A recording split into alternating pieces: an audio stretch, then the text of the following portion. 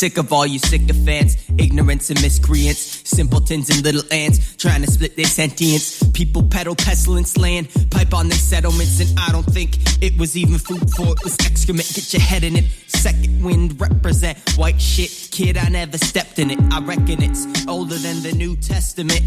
Edit it. Yo, what is up, y'all? Welcome to episode 51 of Tequila. I am your host, Daniel Reguera. With me today, I have Mr. Dante Douglas. Hello. Hello, I'm back. I'm a two-time guest. I'm a professional, and I love video games. Woo! And then with us again, I have Mr. Chad Michael Innes. Woo! I'm a pop-star man! There you go. For some reason, I have to include your middle name because you used to go by it. That's fucking Sounds good. Yeah, what up? How's it going, y'all? Pretty good. Feeling good. Ready to drink an amount of alcohol and talk about things. So, Friday night, baby. That's It is what we're doing. 7:20 p.m. and I'm already ready for a nap. Oh my God. Boy. Okay, so Chad has been on the podcast before, but explain what the deal was. Okay, so for the last 9-ish months, I haven't been able to drink at all. I didn't have a baby. Calm down. I've been on Accutane. It was the right amount of time. Yeah, so I was not allowed to drink, and then it was like a month coming off of it. But even before that, I don't drink. I had like a beer a year. So this is gonna be my first drink really in a couple of years. Yeah. And I'm you. spending it on you because I know how much you fucking love drinking, and you so like want to see me alcohol. drunk as fuck. So I'm a functional alcoholic. I would like everyone to know that this is the beginning of Chad's alcoholism right here. This is where it started. Yeah. This is day one. And I'm going hard with Angry Orchard. There you go. So okay, so only the finest of liqueurs for That's you. right. So this is the podcast where we take a shot every 10 minutes. What are you taking a shot of, Chad? I am just gonna drink some Angry Orchard. Yeah, If I took that's- shots You're of just gonna- anything, I You're would just gonna die. swig it? I would throw up all over my computer within 20 minutes. Okay. There you go. Okay, so you've got that. Dante, what are you drinking? I have a premium Swallowtail vodka from here in Oregon, and it was on a very high shelf, which is not usually where I buy alcohol from. Ooh. But it's a corn vodka, and it smells like vodka, is what I would describe that smell as. That sounds awful. Well, you know how vodka is, where it's like, there's bad vodka, and then there's good vodka, and then there's great vodka, but realistically, anything above bad vodka just tastes like good vodka. So Yeah, that's all vodka that's good is the same shit. Effectively.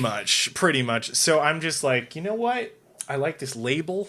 It's got a butterfly on it, and I'm like, yeah, fuck yeah, butterfly. That's how most people shop, man. Yeah, That's a lot of people shop that way. It's how like, oh, this one advertising looks works. cool. What color is the butterfly? it is. Well, it's just a black and white label. So It's monochrome. black and white. Yeah, Is it a monarch butterfly? I believe. Well, I presume isn't a swallowtail a type of butterfly? I'm not actually Oh. positive about this. I don't know. Maybe Sounds like it a looks bird like to a me. monarch to me, but I don't know bugs at all. Yeah, I don't. I know a Anyway. swallow's a type of bird. I'm gonna drink that. I'm gonna do the do. drink. Do butterflies have Drink it. tails? Is that a thing? Oh, maybe It's like the a long- butterfly looks like the swallow's tail, and that's why it's called a swallowtail. Yeah, that's probably what it not is. Boom. Not judging by the logo, but yeah, I mean, good theory. But Wait, show us the Anyway. logo real quick. Let me see. I want to see Yeah. what this butterfly looks like. Show me that bottle. this is some great radio. Oh, it looks like a fucking Oh, that's monarch. totally a monarch butterfly. It's a monarch. It looks like a fucking monarch. I'm confused. Chad, the first time you said monarch, you said it weird. Anyway, Did I? you said monarch. Some great visual Monarchy. radio for That's y'all. malarkey.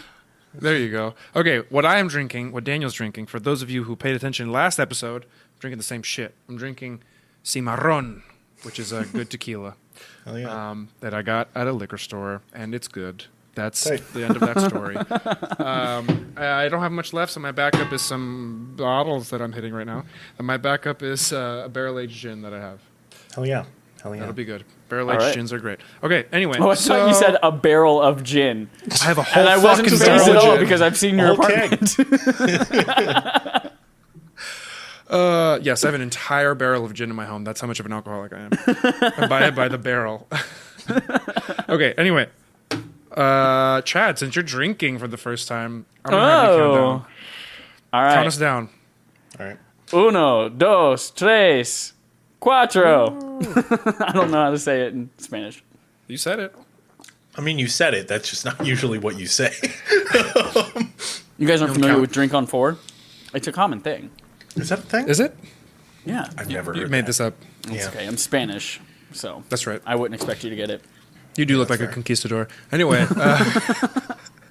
Okay, so small news real quick. Just wanted to ease into today. Since y'all are video game people and I like this video game a lot. There was an announcement last week? It was like I believe it was early last week, right? 5 days ago, maybe? I can't judge time anymore. Yeah, time is What a are flat days? circle. Yeah, Jesus. Every day's yeah, a my whole week goddamn was- year. Go on. My week was fucked up by that fucking snowstorm in Chicago. Anyway, yeah, Metroid Prime 4, they announced that the game's delayed. Most people who care and are listening right now know this already. I just wanted to give our thoughts, opinions, concerns. They announced that it wasn't up to their standards, even though they've been working on it for a year or two now. And they announced that they were going to work in partnership with Retro Studios, who are the folks that did Metroid Prime 1 through 3. Overall, I really appreciate the transparency. I am, of course, upset that the game is delayed because I love the series. I was looking forward to Metroid Prime 4 a fuck ton. But that being said, I, one, really appreciate the transparency. Two, love the news that Retro is getting their hands on it because I think they fucking knocked it out of the park, at least with Metroid Prime 1 and 2. Metroid Prime 3 is a little bit of a shit show, but overall still a pretty good game. Yeah, go. Thoughts, opinions, concerns. I am surprised that this happened in the first place just because it's Nintendo. We don't usually get this amount of transparency from Nintendo. I mean, they're not averse to doing press releases and stuff, but it just seems really odd. I feel like this is a very modern Nintendo move to do this. This is the type of thing that were Metroid Prime 4 coming out on the timeline of Metroid Prime 3, if that was a GameCube game, we wouldn't see this. This would not be a thing that happened in 2007 or whatever the fuck that was. Also, I was never much of a Metroid Prime person, but by all accounts, people liked those first few games, so it seems like a no-brainer to yeah, they should have the original studios do that game. Seems kind of odd that wasn't the first plan, honestly. I know. When I heard that, I was like, wait, they weren't? Yeah. I have thoughts on that one. My Give assumption is why are they just now coming to Retro? Why weren't they working on it to begin with? Yeah. Retro was rumored to be doing that Star Fox racing game. Which, if they're now working on Metroid Prime 4, means we're probably not getting that Star Fox racing game. No. That's true. I did hear a rumor earlier today that was the vaguest of vague rumors, but it was Nintendo says they have one more game that they're gonna announce. So it's okay, if it's, I mean, we already got Metroid, we know Metroid's coming. Presumably the only thing that's not on the docket right now is a Star Fox game or perhaps the next Zelda, but I doubt it's the next Zelda. So probably Star Fox or some shit. I don't know. It wouldn't Probably be another Mario. 2D Zelda, No Pikmin. way. Yo, I guess they could do no. Pikmin. There hasn't been a Pikmin game in a million years, so that I totally want one works. so bad. Pikmin 3 was dumb. I want... Again, I did not have a GameCube. My experience with a GameCube was living in a house with one and becoming so sick of Super Smash Bros. Melee that I never wanted to play it ever again.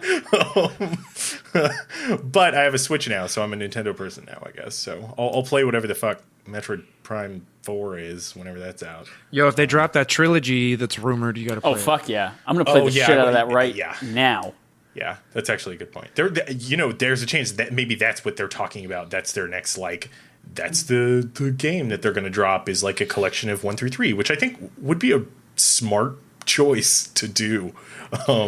Yeah, there's also, it's not just that, there's also a rumor of Skyward Sword. Yeah, I've heard about that. Skyward Sword HD for the Switch, which great, cool, I guess. I feel like that was the game that most people I talked to were it's the least popular Zelda game, but it's got its fans.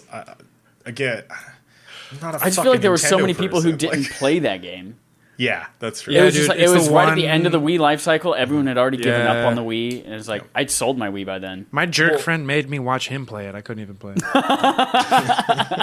You will watch me. I have school in the morning. Watch. Well, yeah, and that Skyward Sword originally, and I doubt they'd put this in the new one, is it had like hardcore like motion sensor shit, right? Like it had the whole like, oh, you have to swing the sword like it's a real sword, which sounded a lot better on a design doc, I'm sure. Like, Yep. The same thing or similar thing in Metroid Prime 3, which is like how I'm curious how they're going to port it. I guess I could just replace it with buttons, but it was the first Metroid Prime, maybe the first like quote unquote shooter, even though the Metroid series isn't like a classic shooter, where they made the nunchuck, the one that goes in your other hand, not the main one. Yeah. Like a motion device where you would use Samus's grapple hook throughout right. the game to like pull shit off, and it was the most gimmicky use of the Wiimote like ever. Like it was just like, hey, use this sometimes. That's it. See, yeah, that's kind of the weird thing about. Yeah, that's kind of the weird thing about this. Like both the Prime news and also Skyward Sword rumor that people keep talking about is like that is an era of Nintendo that I have like negative nostalgia for. Like I hated that era of Nintendo. I thought it was like the most like adhering to gimmicks like era of a company that I generally think adheres to gimmicks too much. So I was like, I don't care about these games.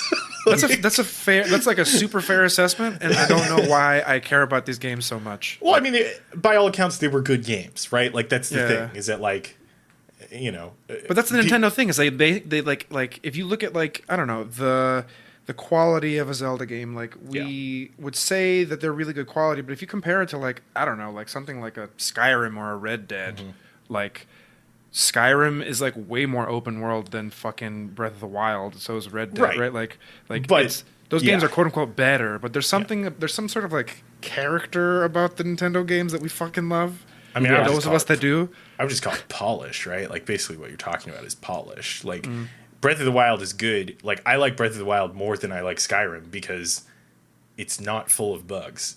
I feel like every part of Breath of the Wild felt like, oh, either it was designed to feel this way or that they actually play tested every square inch of this map, which is like really ridiculous. And like, I'm a huge Bethesda fan, but like their games are not like that. Like their games feel like certain parts of the map are like no designer actively designed this. This was just a thing that happened. Like this is the area between mountains that no one wanted to model, so they were like, I guess there's a valley there. Fuck. Like, but none of Breath of the Wild felt like that, right? Yeah. Which is cool, I guess. Like that's cool. Right. Yeah. Well, I don't know. Nintendo things. Chad, do you have anything else to add? I'm loving the transparent kind of new Nintendo, and we actually saw that today when they announced that Mario Kart World Tour, Mario Kart something, the mobile game announced was actually delayed. Yeah, it was supposed to come out before March of this year, but we also saw Dr. Mario World got announced for release soon as well. But it's a new thing for Nintendo as Dante kind of mentioned. It's like weird to see them being that transparent, especially in video form, to like come out and just like have a dude standing on screen saying, hey, by the way, it's not as good as we wanted it to be. We're sorry. It's not going to come anytime soon. I thought I was at first kind of like, I thought it was just the announcement of the delay, and I was like, and then they said the retro thing, and I was like, okay. Well, I think that's a good point you bring up, right? Like the reason why like quote unquote like the gamer crowd is like not frothing at the mouth over this is because I think they were like given a fucking cookie, right? Like it was like, well, your game's delayed, but we're giving it to the people who you like, the gamers, and I think that speaks to like a more interesting relationship, which is like the fact that like Nintendo got away with this, but I'm not sure how many other studios could, because you know, like if fucking EA was like Anthem's delayed, it's going to it's going to Sledgehammer, it's going to the Call of Duty guys, like I don't think that would be fucking received as warmly. yeah, and I think that speaks to just like that's people like Nintendo. Like they're willing to give them a little slack. I think. Yep. Yeah. Cool. Yeah. Okay, Chad. Facebook Google certificate thing. What happened? Tell me. So Give me the this breakdown. week, it came out that Facebook had been bypassing iOS App Store and soliciting getting marketing information or some shit. Kind of. They were giving $20 a month to young people and teens. Oh, there's the blood moon. Oh shit. Oh, everyone, get your baby apple juice ready. Daniel, I'm really sorry that every time I'm on this podcast, we end up talking about Breath of the Wild, and I mean, like, like- whatever. It's my fucking like ring thing for the yeah, I timer thing. know, but like that made me remind myself, like, we shouldn't just fucking spend 50. You know what's funny minutes is it's talking not about just Breath of the you. One of the guys who's like old co-host and then comes back a lot, Eric Shulkin. Like every time he's on, we bring it up. Or like when he was on, we brought it up often. And I was like, "Welcome to the fucking Breath of the Wild podcast." Yeah. Yeah, like, we can't stop sucking this game's dick. Who's counting down? Dante, you go. Okay. I'm going to do 3 numbers, the traditional method. All right. 3, 2, 1. What can I say? I'm a traditionalist. That's right. Okay. Crazy 4 shit.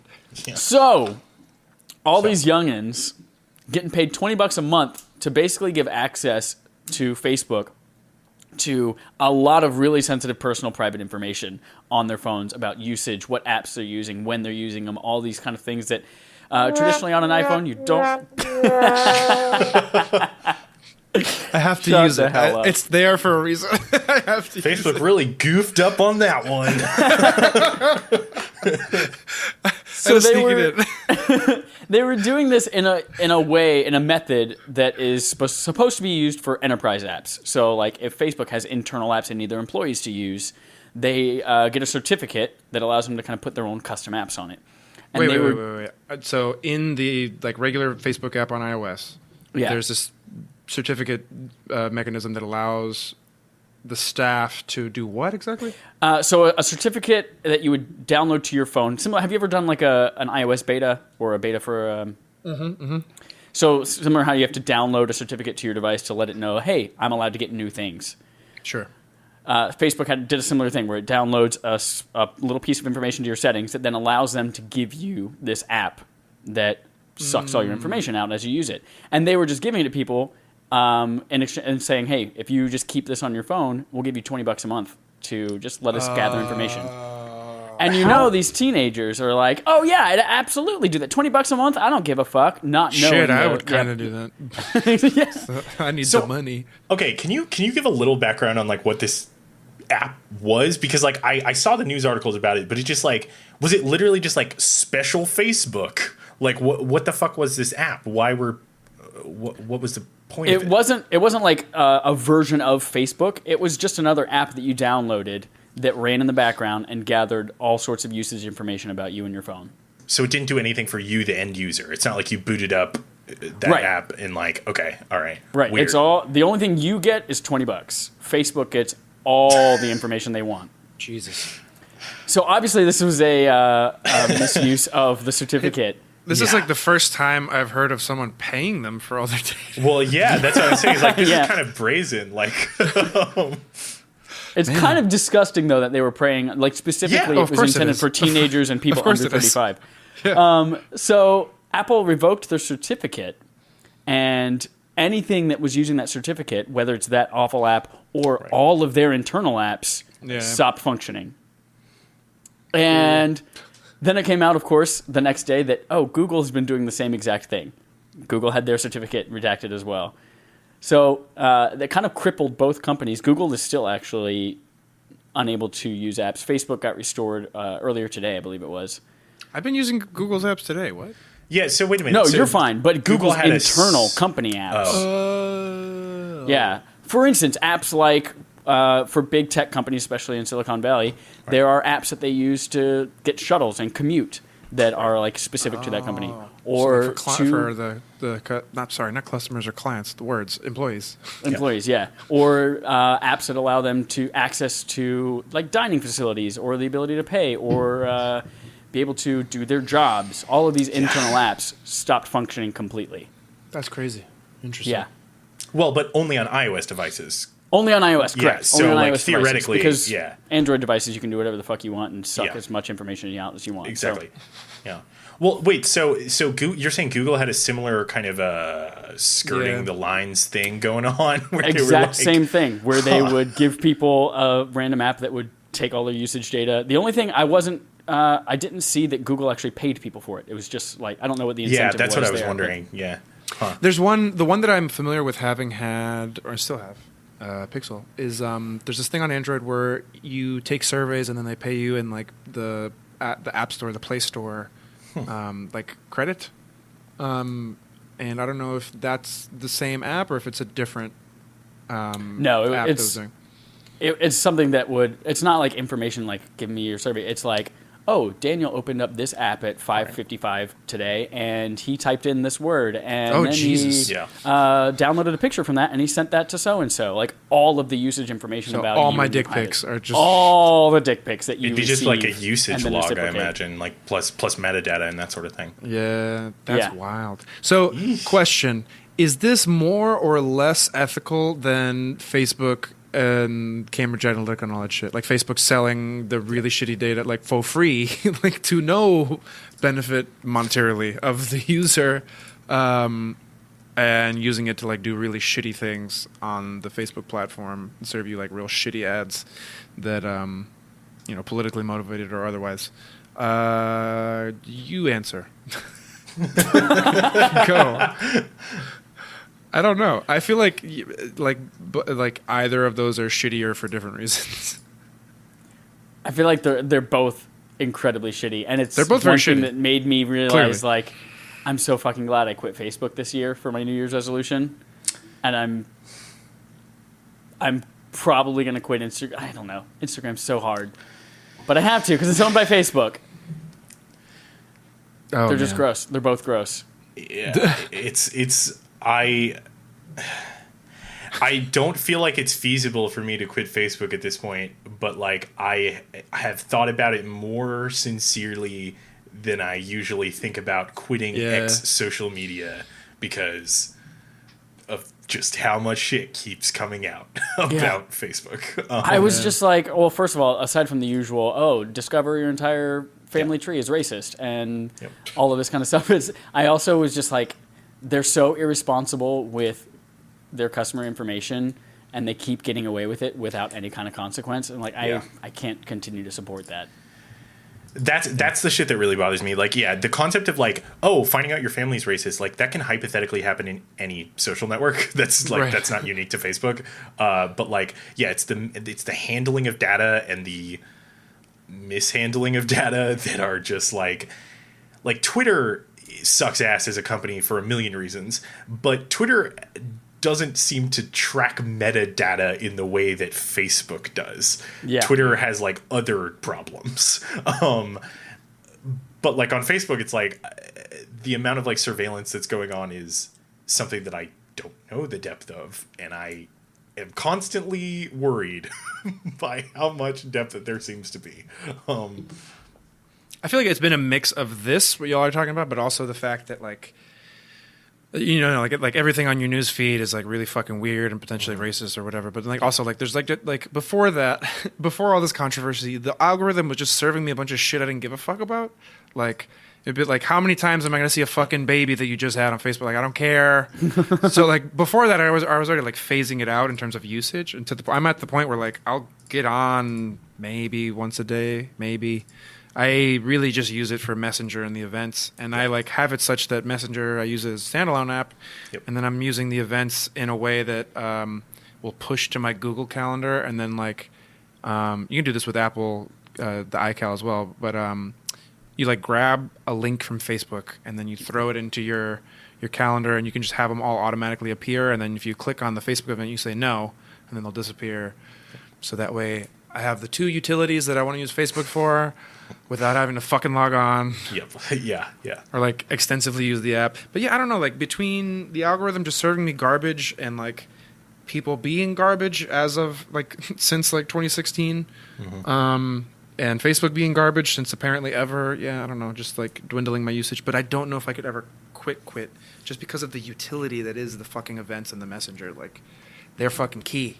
Yeah. I don't use, even when I used Facebook, I didn't use either of those 2 things at all. Like literally Really? 0. Oh man. Which I guess I gave myself an out this year. On January 1st, I said I'm literally not even going to check Facebook at all. I gave people a link to my Instagram and my Twitter as my profile photo. Yeah. And then by my birthday, which is in a couple weeks, if I feel like I'm okay without it, I'm just going to straight up delete the whole thing. That's a good way to do it, I think. Like give yourself perma-delete, though? a period. Perma-delete, yeah. And I haven't missed it at all. Anyone who cares about seeing what I have to say has already moved over to Instagram. Like, there are so many family members who are like, but I only use Facebook. And now they have a Twitter with a little egg photo, so. Yep. But they see me, so. Oh man. Okay, well that's a thing. Jeez. Anyway, okay, Dante, talk about this Anthem EA BioWare shit. Video games. Yeah. Okay. So, Yay.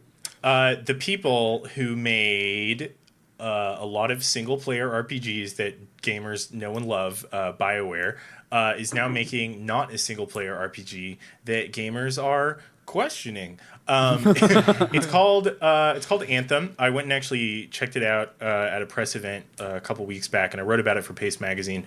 And right now, there's an open beta for like some fucking tier of. EA has their own pricing structure through Origin. Oh shit. Whoa. Oh shit. Okay. Spooky. Spoopy. Let me get another fucking Let me shot. pour this alcohol. Pour it right, pour it tight. So I've only seen like little thumbnails on YouTube, and I haven't read about it. And it looks very like Halo-esque, but I don't understand what it is. Yeah, let me take the shot and then we'll talk about that. Hold on. Let me drink this alcohol. And then Let I'll me drink this alcohol. Who's counting down? C'est moi. Okay. That was some French for y'all who don't know French. Anyway, I don't know French. well now Okay. you do. I know the whole language now, thank God. There you go. You got Or it you all. can watch Dexter and then say omelette du fromage. I don't know if anyone remembers this anyway. Okay. Okay. 3, 2, 1. Salud. Okay. C'est moi means it is me in French. Oh, yeah. Whew, this is. Sacre bleu. Whew. All right, let me get past my stupid setup. Anthem is a 4-player online game, kind of like Destiny. Like, if you're familiar with Destiny, it's very mechanically similar. There you have suits that are like classes, and there's 4 classes now. They're saying there might be more classes down the line, but like you fly around, you shoot dudes, you go on missions. It's the primary like killer app of that fucking game is that everyone has jetpacks, and that's very cool. I have played a significant amount of this game. It's not out yet, but like I've been playing like the demos and the pre-release, and I went to the press event and shit. Like, and the flying is very good. I'll tell you that. The flying is very good. Almost everything else about the game I am middling on. But also, I wasn't a big Destiny person. I was a big BioWare person. Like, I liked Mass Effect a whole bunch.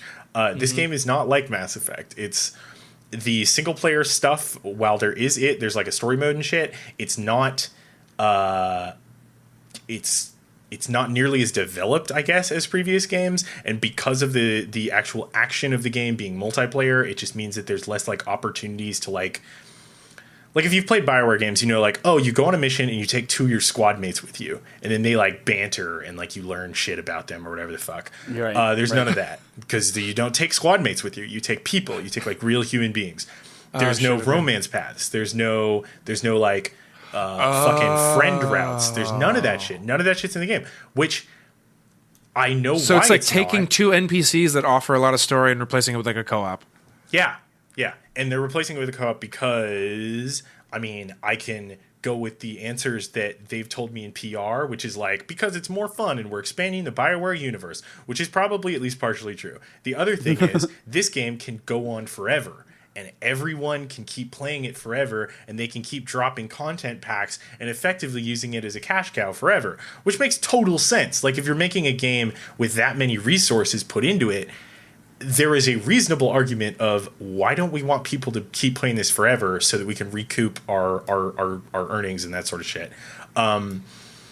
However, this is also a game published by EA, and EA has like, I wrote an article about this like last year, but like EA is one of the great examples of like, wow, your guys' like income inequality is fucking batshit. Like their CEO took in like, I'm not going to get the right numbers, and I think I ranted about this in my last time I was on this podcast. He took multiple millions of dollars, like as CEOs do, and like, you know, testers or QA people are probably taking in like what, 50, 60K. Yeah, you know, like decent wages, but not amazing, especially it's not like if 25 you're in, an hour. Yeah, like especially not if you're in California, but like right. Anyway, there's a lot going into this game that makes it really interesting, both like on a game level and on like a meta level. On a game level, this is the first time we've seen BioWare do this sort of game structure. It's the first time that we've seen like a real competitor to Destiny, like that wants to play in that same game space.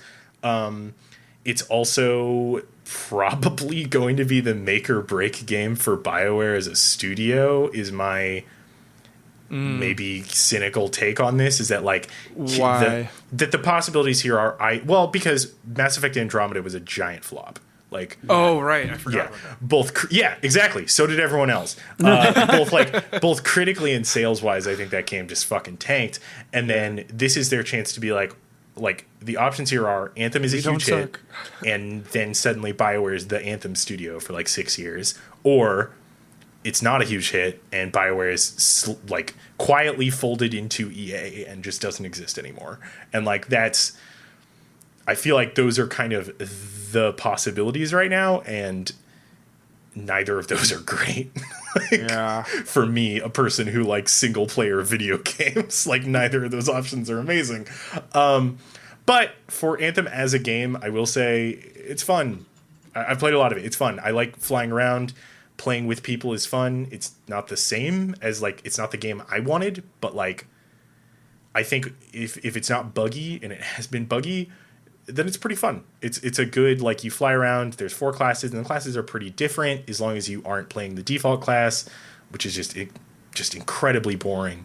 But like once you get into like there's like a mage and like a ninja and like a titan, like a colossus class, and they're all really fun. That's what I have to say about Anthem. I don't know if you guys have any thoughts about Anthem, because it's all I've been fucking thinking about for the past like 3 weeks.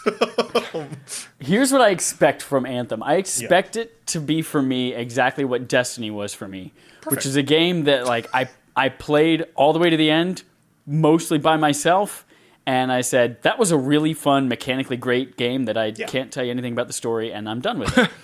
And I feel like a lot of people are going to play Anthem that way. I will say, like, in my experience, like, playing things, because you can play it solo. Like, you can just say, like, don't match make me, just do solo missions. And you can do that. It's a lot harder. It's not really, or at least currently, like, in the beta, it doesn't feel, like, balanced for that. But I'm with you, because, like, that's how I would probably prefer to play, is just do that. And, like, maybe with, like, friends of mine that I handpick who I know are playing. But like the last thing I really want to do is like engage with randos on an online game almost ever. So that's one of the things I'm excited about. We my co-host for my podcast, Respawn Aim Fire, Holden and I are actually playing it tomorrow. It's downloading right now. Yeah, so you got the beta's going all weekend. Yeah. So we're gonna play it tomorrow and just kind of see how that experience is. Apparently, from what I've been hearing about like the early access beta that went on last weekend, there are a ton of problems, like with load times being literally like a minute long between like going into the city or going out to a mission, and bugs galore. But we'll see. There were a lot of those last weekend. I played in that demo as well, and it was like maybe like 1 out of 3 times I loaded a new area, it would just not load and just hang for like 10 minutes, and then I'd restart the game and then it'd work fine. So on the plus side, the game has a really simple, easy way to just say like, hey, get me back into the mission I was in, and then it'll do it. so that's good. Okay. But it probably will bug out on you. So that's not so good. One thing I am pumped for, one thing I didn't like about Destiny, well, I enjoyed my time with Destiny. Yeah. But you choose a class and you're stuck with it. But I love the fact that you can jump between the different javelins in this one. That is really cool. Like, there's a lot of things in this game that are like, legitimately, I just think they're cool. I think the combat is really fun, and like flying around is cool. The fact that you can switch out javelins is cool. I think that a lot of the weapons are not nearly as like fun and exciting as Destiny. Like Destiny had a really cool thing with like, you know, like unique weapons and shit. Yeah. Maybe they're just not in the demo, but like I haven't seen a single unique weapon in Anthem. Like they're all One just of the things like, I heard about it was that it was going to be more so than Destiny. It was going to be more like a Diablo loot grind kind of thing. Well, that's what got me excited. I mean, same. But then like I played it and I'm like, I don't see that part of it, and I was disappointed because I was like you. I'm like, yeah, I want to see like all the fucking numbers, and I want to like collect like 1,000,000 pistols and be like, all right, which is the good one? I want to put a gem in a socket and add fire damage. Yeah. Fuck yeah. Also, that's another thing.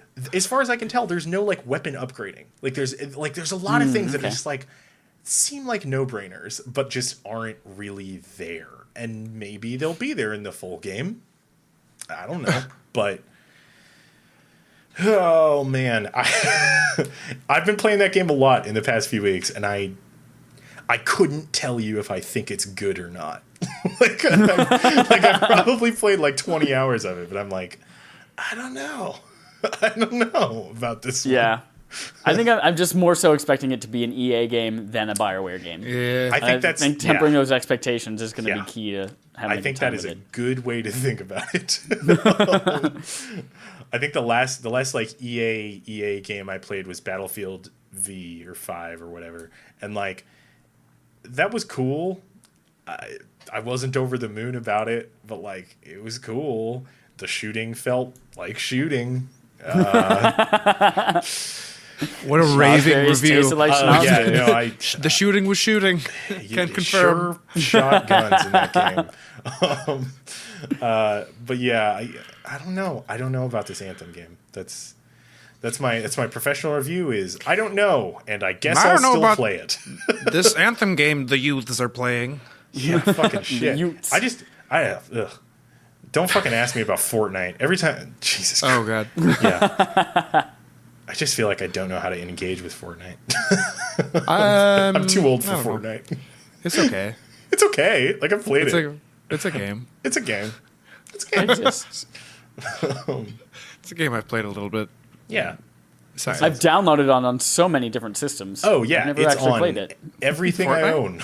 Yeah, I've downloaded it on my PS4, my Switch, my phone. I've never actually opened the app. It is cool to play it on Switch. Oh, there we go.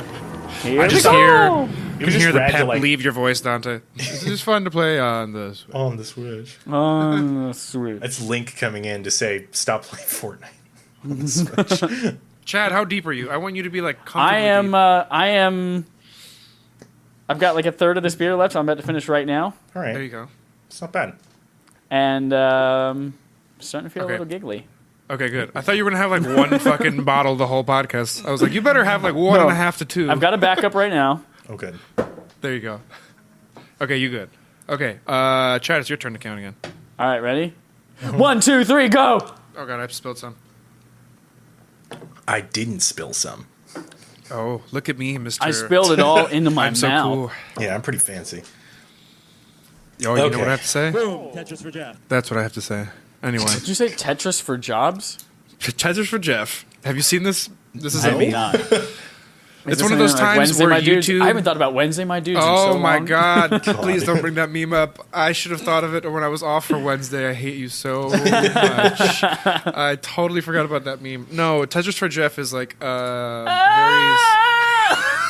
Oh, I'm familiar with Wednesday, my dudes. Oh yeah. No, boom, Tetris for Jeff is one of the times that the God, I love YouTube it. algorithm like came through was something that was like amazing and like Tight. totally random. You know when you see some random shit on the YouTube algorithm, you're like, what? Yep.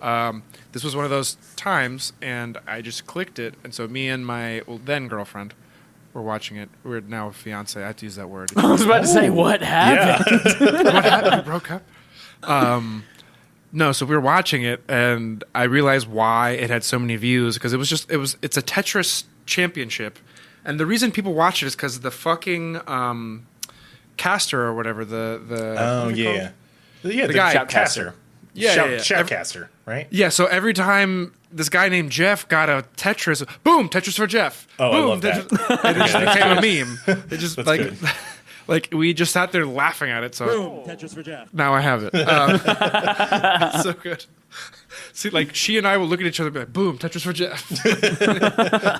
It's so good. I see That's why good. it became like a small niche meme. Anyway, I like that. I love extremely niche memes. It's so good.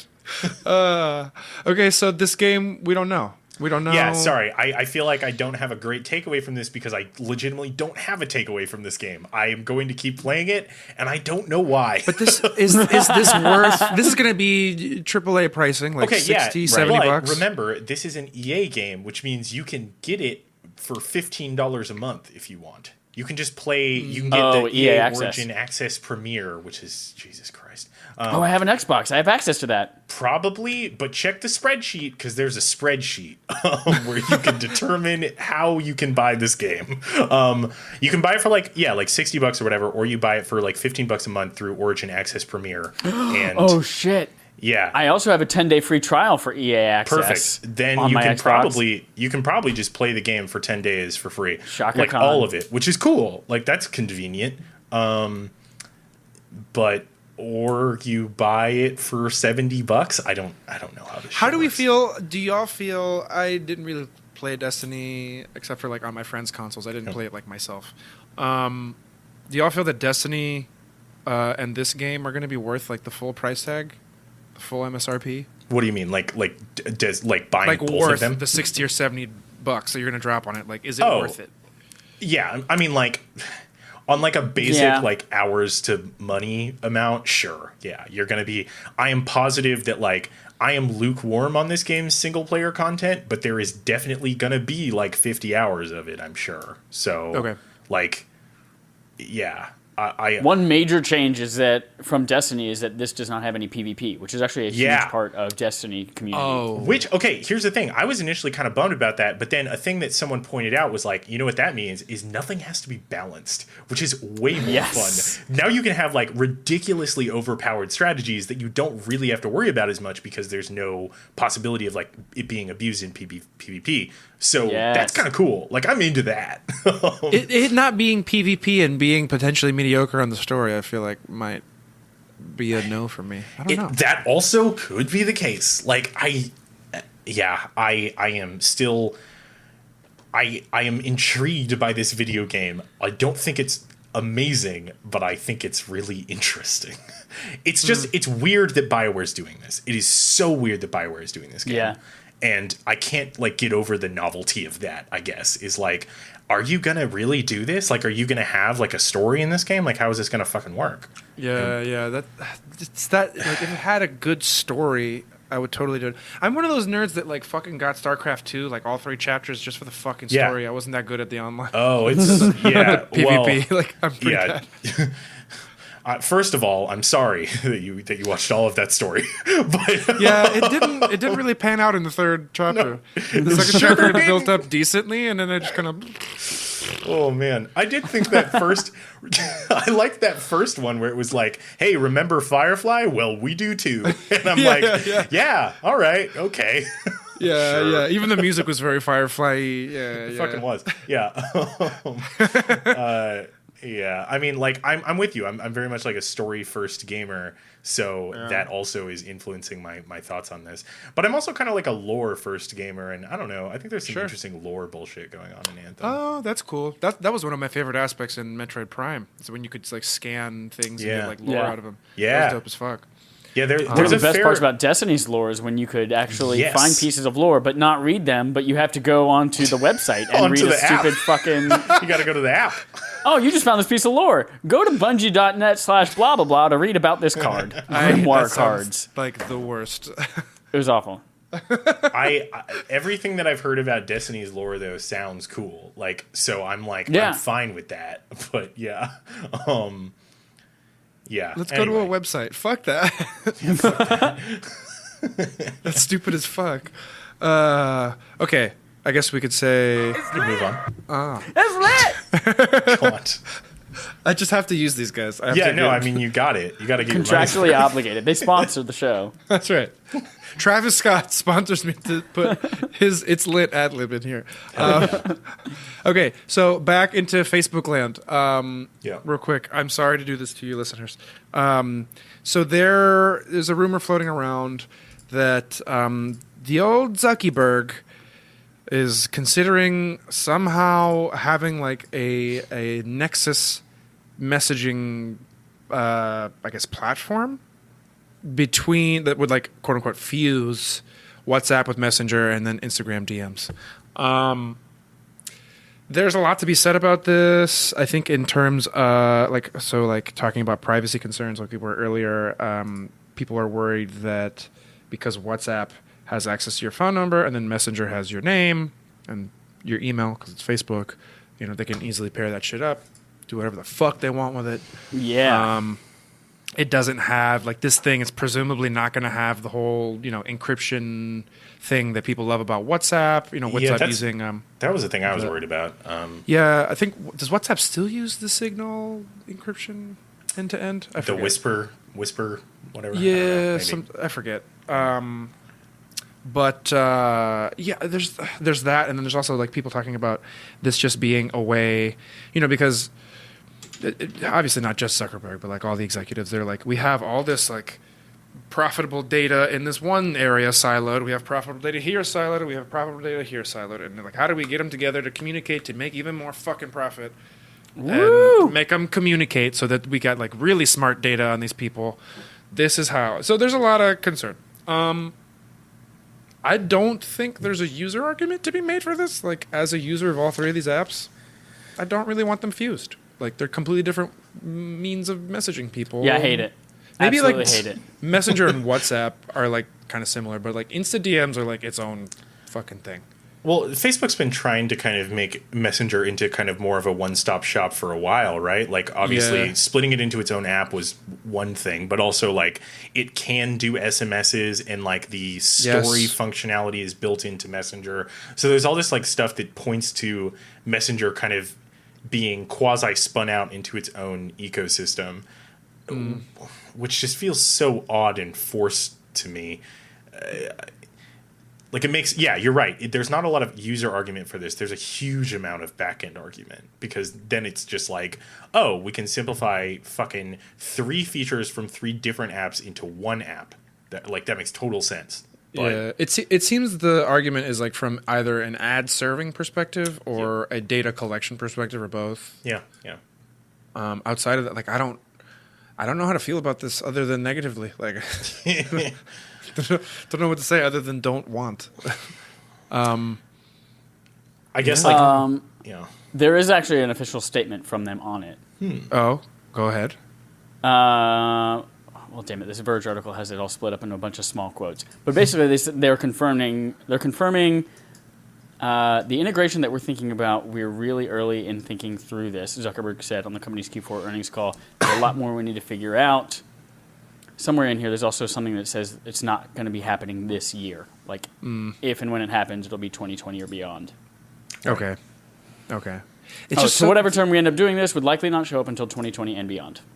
Oh, there you go. It's just an odd move, man. Like, I don't. Yeah. The move is clearly one for like either larger data collection or ad servicing or I don't know what the fuck else. Maybe there's something else that they're planning that I don't fucking know. It's another way for them to read your private stuff to serve you better ads. Yeah. Yeah. In more places. Yeah, but I thought the point of fucking WhatsApp is that it's fucking encrypted, so they can't do that anyway. Well, yeah, but WhatsApp didn't start as like an encryption service, so to speak, right? It kind of started in the same way that we look at something like Line, right? Which are just like these separate messaging apps that are meant to fill the gap, usually in foreign markets where there's not as much of an availability of SMS, right? Like, so the idea is you can have this, it's a unified spot. So it makes total sense as a standalone app. the choice to integrate it into Messenger just feels like Facebook is actually wanting to get, like, my maybe conspiratorial thought is like, this isn't Facebook necessarily wanting ease of maintenance. It's Facebook wanting to edge in onto the foreign messenger market, so to speak. Got it, correct? Right? Yeah, to like eat WhatsApp's market. To eat WhatsApp. Yeah. To And eat this all is the way they those. finally do it. Whether like sneakily, where like you can still use WhatsApp and still be encrypted, and Facebook doesn't do it. Yeah. But then you can use this one that fuses them, or like just outright fucking eating them. I don't know how it's gonna manifest. Just eating them up. Eating them Eating them like a fucking little crawfish. Exactly. Slurp them up. I slurp them up like little crawfish. They're tasty. I can say that because I'm from New Orleans. Milkshake. I drink it up. There you go. You can say that because you're white. That's right. I'm a straight white male in America. I can say whatever I want. That's right. I'm all poured up. Yeah, right. Dude, it's your I'm turn. all Dante? Oh, is it my Opened up. turn? I think it's my turn. Okay, 3. Are we all ready? Okay, 3, 2, 1. Salud. Ah, that sure is vodka. Yeah, dude. I don't know how you're doing it. I fucking hate vodka. Vodka sucks on asses. My Yes, my it bad does. drink. I can't drink gin in shots, and I can't drink tequila in shots, which is ridiculous. I mean, I've definitely fair. drank a lot of tequila in shots, but it's not my No, but I mean, like choice. you had like last time I had whiskey, I think. Which was, Yeah, last time you did have whiskey. I remember. But like it's a similar thing for folks where like they either had a bad one of these three, right? They either Yes. had bad gin, whiskey, or tequila growing up. Yep. For me, it was a vodka. But even like now, growing up, being like a distilling nerd and stuff, vodka, it's just pure ethanol, and I'm like, no, I want some flavor. It fucking is. Yeah. It There's smells not, like there's rubbing not a lot alcohol. of flavor in Eat it. the paint right off your face. That's right. Yeehaw. I mean, like, there's an argument to be made for it, but I'm not going to make the argument. It's not going to be me. Okay, I guess moving on, unless you guys want to talk about this more. No, I want to hear your Prime and Punishment story. Oh my god. Yeah. Okay, so a couple months ago, there was this Verge article, and I didn't read it in depth until this week, getting ready for this podcast, because I wanted to talk about it at some point, didn't have the right time. Now's that time. I am ready. So it was this article about how fucking crazy competitive the Amazon Marketplace is, and basically showing that the Amazon Marketplace, like, people think of Amazon as this monolith. Like, when you go to buy things from Amazon, people think they're buying it from Amazon, like Walmart. But actually, it's just a marketplace, kind of like eBay. Like, people compare, in the article, actually, they compare eBay to like a bazaar, where like you see the person selling it. Like, you see their account, and you see their Yeah. reviews and shit. Whereas here on Amazon, a lot of that shit isn't quite as visible. And a lot of the times it'll say, like, not manifested, what's the word? Sold Fuck. by. Yeah. Or, words. Surfaced? Words. Being bilingual and being drunk does not help. You know, Knowing too many words. Yeah, I know. Just going to go off in Spanish now. Fulfilled. Thank you. Fulfilled by Amazon. It'll often say, like, fulfilled by Amazon, Right. but then, like, if you, like, read in the fine print, it'll be like, oh, this is from these people. Yeah. Right? So, people don't realize that Oh, this is from oftentimes... these people. Yeah, that's how I talk, Chad. People don't realize that there are a fuck ton of third-party sellers, right, Yeah. on Amazon, and And I'm how one of like them, fucking motherfucker. competitive and cutthroat it is. Like, it's fucking wild. And so I read this article. The name of this article is the headline is the best fucking headline I've heard in my fucking life. No one is ever going to top it. I'm sorry, Dante. I'm sorry, everyone who writes for a living. You are never topping this. The fucking headline is Prime and Punishment. yeah, it's really good. It's so good. I saw it's that on really Twitter good. and I was like, I like jizzed my pants. I was like, this is amazing. I peed myself right there. Yep. I was like, no one's topping this. So, okay, I'm just going to walk through all the different ways that people fuck each other over on Amazon. It's super interesting. Okay, so like, often on websites that you buy things from, e-commerce sites, you see people like getting like fake 5-star reviews, right? So to combat that, Amazon has a way to catch like what they think are phony 5-star reviews. But now what they do, a lot of people with their competitors will leave like, they'll do what's called carpeting 5-star bombs. And they'll just like leave a bunch of like blatantly fraudulent 5-star reviews on their competitors to get flagged so that Yeah. Amazon suspends them. So this is one of the ways. The second one is that like people often get not only their products, like like, you know, I don't know, the fidget cube is a bad example. So like a certain like patented product might get jacked, but also like the fucking brand name might get jacked sometimes, and like Amazon's really bad about managing that. One of the things is a lot of sellers have access to like Amazon distributor accounts, and they will secretly use this to like deface their competitors' listings and like reclassify their shit as sex toys so that they don't, Right. which is amazing. They don't, in like an insidious, awful way. That's amazing. Yeah, so they'll do that so that people don't get, you know, whatever you're trying to buy. Like this garden gnome is now a sex toy. And then Hey, anything's a sex toy if you try hard enough. that's right. I shouldn't have said that's right. In this article, also they have like little sections, like they have like funny Monopoly themed illustrations, and then like little cards reading certain attacks and stuff. And they have one of them called. And the idea is that gotta use them. I gotta use them. And the idea was that like after y'all remember when like the hoverboards were fucking blowing up and they were catching fire and stuff. So like Amazon, to combat that, was like super receptive about anything catching fire after that. And so like now it's super easy to be like, oh, this, like, you literally burn the package and be like, it caught fire. Please suspend the seller. Oh shit! Yeah. Yeah, and so they, even if it's something that like doesn't have a battery in it, or like it is obviously not flammable, like a dildo. JK. I haven't ordered those. No, but so like that one's really interesting. So I have a few like notes I took here. So like essentially for the sellers, it's kind of like Amazon acts as this quasi-state. Like we're talking about it being a marketplace, but it's really like a marketplace that is like super, super heavily regulated by Amazon. And the people who are selling rely on the infrastructure, you know, the warehouses, the shipping network, etc. Obviously the financial system and like Prime. Like a lot of times these sellers will like provide a lot of stuff up front to Amazon. Amazon will stock it in their warehouses. And that's why you have the little Prime logo and everything. And yeah, they pay like a fuck ton of taxes effectively to this quasi-state in the form of all these fucking fees that Amazon charges them. So like all these rules that no one knows are super harshly enforced. You know, the fucking terms of service that no one fucking reads. Right.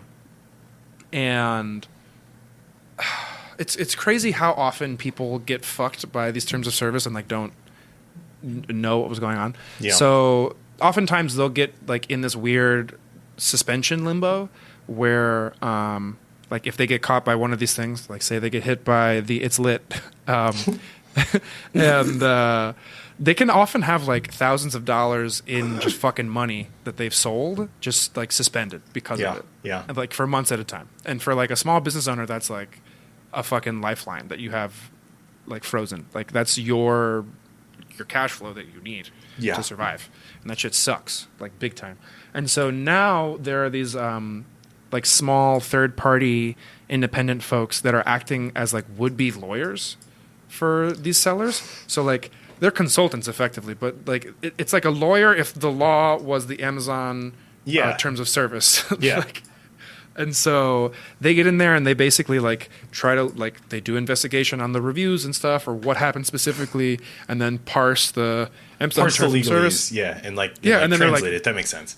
this is what you have to say to get back in good standing. A lot of the times they have to effectively plead guilty, or they won't be reinstated. Like there are a bunch of people that are on the helpline, help email, whatever the fuck. It's all automated, but the people who are on the help side of things, most of them work in like the Philippines and Costa Rica, Right. and apparently, a lot of the times they want to actually help sellers, but because they have certain like quotas of like Right. Yeah. I don't think it's explicitly quotas. I think what they said was something to the effect of like they can only respond with these canned responses, like these word for word responses. They can't respond like on an individual basis. So they can't like tell the person directly what it is they need to do. It's just like this canned response that's super cryptic, and you're like, what the fuck? And on top of it, they are penalized if like someone is approved that later comes back and gets suspended again. Like I think I don't know if their pay gets docked or something. Yeah, like if Dante's selling me dildos, For my dildo warehouse. Yeah. that's right, and I flag him for And I'm going to say they catch dildos. fire. Yeah, and they all catch fire. All Yeah, of them. Chad's like, fuck that guy. They catch Dante's fire. Dildos and extremely Fuego by flammable Dante. dildos. So like say I'm in Costa Rica, which is not far off from Cuba, and then I receive Dante's like appeal, Right. and I give him this canned response, but then he gets suspended again. I get like my pay docked or punished in some way, shape, or form. Right, because to the company it looks like you fucked up. You, the appraiser, fucked up. Yeah. Serves you right, man. Cool. It feels like bizarre. in many ways like just a reiteration of the way that like these sort of employer-employee dynamics work in any sort of like I don't know what to call this. It like that's not a sharing economy gig, but that's the way that the sharing economy Kind gig of. works, right? Yeah. Where it's like yeah, if you're an Uber driver and you like get a low score, that's your fault, not your customers, so to speak. And like the company is never punished because they can just offload all that blame onto you. It feels akin to that, I suppose, although this is a much more traditional employer-employee relationship. It's so Feels wild shitty though, and weird. Like it's so bizarre. It's almost like I think this came up last time you were on Dante. It feels like vaguely neo-feudal. Like yeah.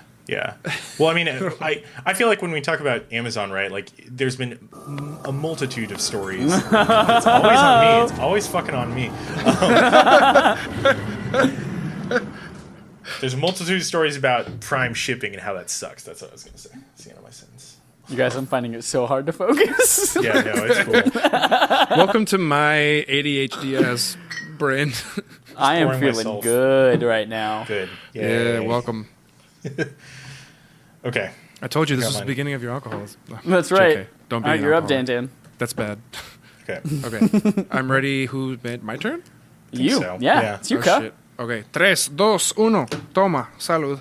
That's not 4. No, it's drink. Toma, toma es tomar. Yeah, tomar. Toma, hijo de puta. Tomas! Tomas! No, that's just Tomas is a name. Yeah. I know it is. How's your adult apple juice treating you? It's treating me the goodest. I'm the good as That's hippo. effectively what Angry Orchard is. It's so is- sugary. Yeah. It's so good though. Spicy It's like they apple literally juice. took apple juice and then they just put fucking alcohol in it and carbonated it. You know what I learned? Cider and apple juice. The only difference is pulp. In America, yes. In Britain, Well, I fucking live in America, There you so go. that's so in all America, that matters. yes, but also the British definition is rubbing off on us. The British definition of cider is alcoholically fermented, whereas in the States, yeah. cider is like filtered of the pulp. Right. Sorry, juice is filtered of the pulp, but cider means that it has the pulp, and hard cider means that it has the alcohol. and Right. Just regular cider is just no alcohol. Pulp is a hot word. Continue Amazon discussions. I was just going to say, don't know like, what to say. there have been a lot of discussions about like the supposed tyranny of like the way that these like the Prime shipping works and like working in the warehouses and all that stuff. So like I am 100% not surprised that like another sector of Amazon as a company has some weird shit going on. Because yeah, like it presents as a monolith for a reason, because Amazon the company wants you to think that It's them. it's a major, yeah, it's like they're like a supermarket that just has everything, but in reality they're just kind of like a very profitable middleman with a lot of branding, which is useful. Yeah, I don't know. It's crazy. All this stuff. Also, I bring up the dildos constantly as a joke, obviously, but listening to like stories of the runners a year or two ago, the people who run in the warehouses. Oh yeah, like, yeah. So there are people whose job it is. For those of you like Dante, you probably know now that you said okay, yeah. But those of you who are listening, there are people whose job it is who work in the Amazon warehouses to literally run in between like all the fucking warehouse storage, grab some shit, and like as fast as possible for like one particular order, put it all in like one fucking box and like ship it. Yeah. And apparently, like from all these interviews I've heard with people who worked in Amazon warehouses, like there's a lot of dildos, like a lot of dildos, and they're not like organized. There's no like dildos section because it's Amazon. Everything's like automated, and so like it's just like tag 15559, and it's all like in one bin, and so it can be like a dildo, a Google Home, like whatever the fuck, like a dog toy, et cetera, et cetera. So the system knows where all the dildos are. So, there's not like a dildo section, but apparently like dildos were ordered constantly, What a which funny is word. hilarious. Makes sense. I'm not surprised. I guess like it's easier to order them online than in person. Yeah, exactly. Yeah, I already it comes in a feel like discreet mad Amazon awkward getting Prime condoms. box. Yeah, What'd you say, Chad? I said it comes in a fancy Amazon Prime box and it's discreet. exactly. It's discreet. No one knows. No one knows about your 45 dildos. Dishwasher safe. Oh, dishwashing safe dildos, the best. It's lit. Anyway, I had to. Shut the hell up. I had to. Okay, are we? I see someone's hovering over the LOL. Who previewed Yeah. the Wow. LOL? I am.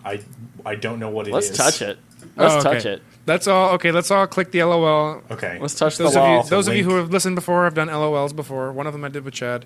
Okay, so this is I a thing. loved it. I would like to talk about how ridiculous capitalism is and how ridiculous this is. Maybe not capitalism in explicit terms, but this is fucking ridiculous. This is a concept that someone designed on Behance. Okay, so for those of you that are listening, someone on Behance, which is I'm a designer, so I know what Behance is, but Behance is a website that is owned by Adobe where you post like your portfolio stuff. It's a little spammy nowadays, but it's a cool place to see cool things sometimes. And there's this concept by an artist on Behance who took the Apple Watch and then like made a little like rubber thing to put it into that makes it into an iPod Nano. And I was like, wow, we've come full circle. That's what the headline is, so I'm not original. We have come full circle in the sense of like, wow, maybe if we just like kept the iPod Nano updated and like looking fucking dope and nice, people wouldn't feel the need to like invent things like this. It's kind of ridiculous, but it's also really fun. Like the fact that I think this is really cool, but also like a great critique of like consumerism. Yeah, it looks dope. It looks fucking great, but then when you It's think about it, really you're well like, designed, and then you're like, wait, why the fuck? why? Well, apparently because First like, of all, none the of the buttons iPod are Nano is useless. none of the buttons are functional because they can't be. Like this, it's Right. not like they're interfacing with the watch. They're just like, "Hey, remember this?" And like, "Yeah, I do remember that." I don't You're know like, what else. and you the want way it's from me. presented, though, I'm like, fuck, I kind of want it. I know, right? It's kind of fucking cool. Useless though. It's useless. It's Oh, completely but so- useless. It's so cool, Chad. It just makes me feel like kind of sad that like, man, remember. This is like the most crotchety bullshit I'm ever going to say, but like, Wait, God, y'all, just wait, keep remember talking, when but also click to the devices photos. Were just devices, and they didn't have any of that other shit. Remember when an iPod was just an iPod? Anyone else? Any DAE remember that? Fuck. Yeah. It looks cool. I want it though. Yeah, click to the I'll never photos. use it. There's a photo comparing it to like one of the original Yeah. iPods. I forget if this is like first or second gen. I think it's maybe second or that third. Looks like a first because it has the buttons. Oh yeah, that's the first. Yep. Is it first? Yeah. The later Yeah, ones it has didn't the have physical buttons. buttons. But like comparing the two is like fucking wild. This is like so useless. I kind of want it though. It's one of those Right? things. Yeah. I wanted this is- just to like chuck an old Apple Watch in and just like have it on a desk somewhere. Yeah. Exactly. I was just like, this looks cool. You guys remember this? But also, like, the fucking Nano is so stupid. No one needs an iPod Nano anyway. Why do you want to turn your watch into one? Get out of here. Get the fuck out, Bird. What if instead of a Nano, I said just a regular fucking iPod, whatever they call it, classic or whatever the fuck? Classic. Uh, Do they even iPod still Classic? make those? Have they? Also Did still they stop worthless. making those?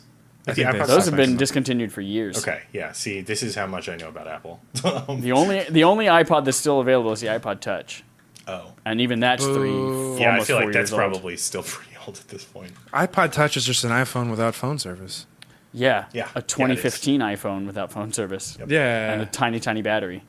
Yeah, I'm good, dude. Yeah, I don't know. I saw this and I was like nostalgic, but also like, wait, what the fuck? yeah. But like, why? Like, why? I'm already over it though. I wanted it for literally like 90 seconds, and now I'm already over it. Then Well, thought you know, about I a still little want it, more. but you're better than me, apparently. Apparently, you're the best person ever. I mean, I Okay. have definitely considered like, man, what if I bought like an MP3 player? And then I was like, why would I buy an MP3 player? Like, what does Yo. that give me? Like, nothing. It gives Yep. me nothing. Like, yeah. Dante, okay, fuck. I kind of want to like bring up these minimalist phones. Have y'all seen this, or like transition into what you want to Oh, talk there's a bunch of those now, right? Like, I've seen like multiple Yeah. like phones that are meant to be phones that you have alongside your regular phone. about? Have you seen the light phone? Probably, I've seen Looks- a couple of them. So the Light Phone 2, let me see if I can link y'all in Skype. The Light Phone 2, it's on Indiegogo right now. Or just Google Light Phone 2. Yeah. It's really interesting. Yeah, you can find it. I like this one. This one's really interesting because it's, you pull your SIM out of the other one. It's not like the stupid fucking new Palm phone where it's like a phone for your phone, as The Verge put it. Yeah. This one is like you pull your SIM out of your phone and then you throw it in this guy. Yeah. And it's like they tried to have everything that one would need on the phone that's like somewhat useful, but like get rid of social media and stuff to try to like declutter your life. Like it's I got think like a, they yeah, it has hotspot capability too. Like it works, but yeah. Yeah, like it has like contacts and stuff. You text them, you call them, you can. There's like I think they're partnering with I don't know if it's Google Maps or who, but there's like a Maps function. There's I think they're trying to partner with like a rideshare function. Huh. It's like all the functional things you want on a phone, minus like social media. Else, yeah. You know who this is perfect for? Who? Holden DePardo. Why? Is he an old man? Literally, he told me on the phone last night. He said the sentence, "I don't like having apps on my phone." Yeah, there you go. There you go. And I was like, "What?" He's like, "Yeah, I just don't have I don't have a lot of apps. I don't like having apps on my phone." I was like, "You don't use the camera. You don't like apps on your phone. You call people. Why do you have a really expensive smartphone?" You don't need one. I'm going to have him on just to talk specifically about this because I find this fascinating and I kind of want one. Well, the thing is, like, every time I think about wanting one, I think about like, yeah, but do I? Like, how often would I be like... Yeah, how useful is it going to be? Yeah, like, is this like a device that you like bring on vacation, or is this like a device that I bring... Because, like, there's no way I can function in my career without my smartphone, so I don't really know like when I would end up using this. The one way I could make the case for functioning with this is that it does have a hotspot feature, and if you have like a tablet or a computer on you, you'll just hotspot it and do the shit on the tablet or the computer. That's a good point. That's the one way where I'm like, I'll use my phone for phone things, and then if I need to do anything that's like social media, internet related, other than the essential, like getting a ride or maps or whatever, then I'm just going to use my fucking tablet. I feel like it might be a good thing to have like alongside like a tablet. Like I think, not even a laptop, but like a tablet. It is always you. Yeah, it's always me. Fucking Jesus Christ. Okay. Who's the fuck turn is it? Yo soy, motherfucker. Just you are. It's I am, motherfucker. He sure is. No, it's me toca a mí. Okay. Te toca a ti. Chad. How do you say Chad in Spanish? Chad. Chado. Chad. Okay. We ready? Clink. Clink. 3, 2, 1, go. You said 5 in German. No, zwei is 2. You're right. Those were 3 words. Is zwei 2 in German? Yeah. Ein, zwei, drei. Yeah. Oh, drei. Yeah, okay. I was bitch. in Germany in September. I should know that. There you go. I just remember sprechen Sie English or sprichst du English. That is very easy. Yeah, that's a good one to know. Also, Berlin is dope. Just going to plug that in there. Anyway. Prove it. So, yeah, I don't know. This is cool. This is a thing. I'll have Holden on to talk about it because this is actually something I've been looking at, and I'm like, fuck. I think it's a very interesting concept for, like, a device. But yeah, I am also just like, I can't imagine using it. Like, I feel you on the can't imagine using it. And like the one caveat for me is that it has to have a hotspot so I can hop on my tablet or my laptop. Yep. And on top of it, I find myself like the first Light phone was only for calling, literally only for calling. Right. It could do nothing else, which is absolutely unacceptable for me. This one, they're trying to like mediate. Like if you scroll down in the Indiegogo, they have like like a funny little napkin drawing of like things like maybes, right? And then like for sure we want to have this, and then no social media, no blah blah blah, no bad things, and so like it'll have shit like Bluetooth and like some form of waterproofing, right, et cetera, et cetera. But like I think hotspot is a mandatory for me. But then the thing that really sucks as someone who, like all of us, has a smartphone and uses it for so many fucking things.